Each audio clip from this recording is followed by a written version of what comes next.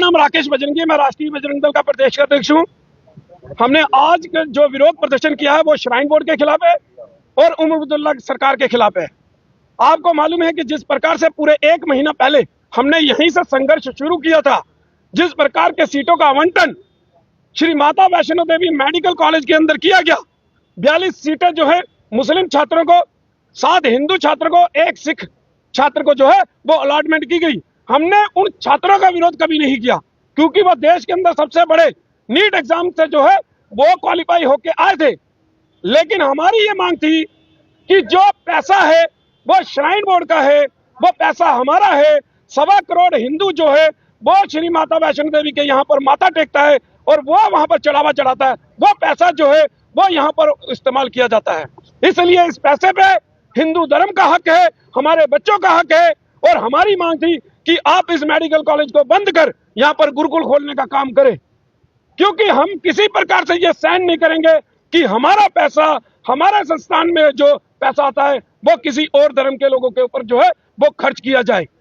तो उसके साथ ही जिस प्रकार की भाषा का उपयोग प्रदेश के मुख्यमंत्री उमर अब्दुल्ला कर रहे हैं, तो कहीं ना कहीं लगता है कि वो कोई धर्म गुरु है या कोई मौलाना है, क्योंकि वो एक कम्युनिटी को जो है वो डिपेंड करते नजर आए हैं। हमेशा जम्मू कश्मीर की बात कर रहे हैं। जिस प्रकार से उन्होंने कल कहा कि आपके बच्चे मैरिट में नहीं आते तो हम क्या करें, उन्होंने सीधे सीधे टारगेट जो है वो जम्मू के अंदर हिंदू बच्चों को टारगेट किया।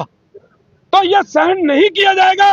अगर मुख्यमंत्री को ऐसी भाषा का उपयोग करना है तो वो मुख्यमंत्री की कुर्सी छोड़ कोई मस्जिद के अंदर या कहीं मदरसे के अंदर जो है वो मौलाना बन जाए या वो धर्म गुरु बन जाए, तभी वो डिपेंड कर सकते हैं। क्योंकि संविधान के दायरे के अंदर वो मुख्यमंत्री सभी के हैं, तिरंगा झंडा उनकी गाड़ी के ऊपर है और देश की जितनी सुरक्षा है वो उनके साथ जो है वो चलती है। लेकिन यह बर्दाश्त नहीं किया जाएगा कि वो इस प्रकार की भाषा कर हिंदुओं को टारगेट करने का काम करें। और हम भारत सरकार से भी ये अपील करते हैं कि जल्द से जल्द इस मेडिकल कॉलेज को बंद कर दिया जाए और यहाँ पर गुरुकुल खोलने का काम जो है वो किया जाए। और श्राइन बोर्ड को भी ये हम अपील करते हैं कि हर जिले के अंदर, आपके पास इतने पैसे हैं, हर जिले के अंदर गुरुकुल खोलिए, गरीब बच्चों को पैसे दीजिए, हिंदू गरीब बच्चों को, गरीब परिवारों के मकान बनाने में सहयोग कीजिए। अगर श्राइन बोर्ड इस प्रकार के काम करता है तो कोई भी हिंदू परिवार गरीब नहीं रहेगा, कोई हिंदू बच्चा जो है वो गुरुकुल के अंदर पढ़ने से वंचित नहीं होगा और कोई भी बेरोजगार नहीं होगा।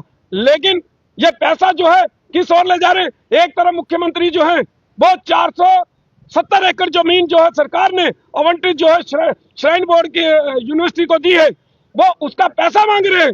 लेकिन 1986 से जो पैसा इन्होंने श्राइन बोर्ड से लिया है वो पैसे का हिसाब अभी तक जो है ये नहीं दिया है और ना दे पाए हैं।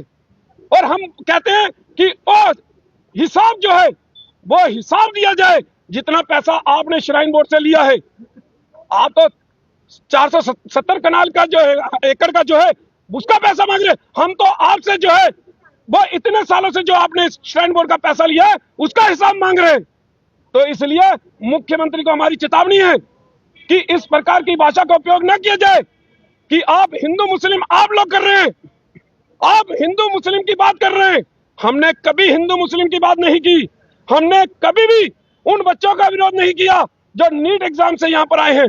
हमने ये कहा कि उन बच्चों को कहीं और स्थानांतरित किया जाए, क्योंकि वो देश के अंदर सबसे बड़ा एग्जाम नीट को क्लियर करके आए हैं। हमने इसका कभी विरोध उनका नहीं किया, ना किसी कम्युनिटी का विरोध किया।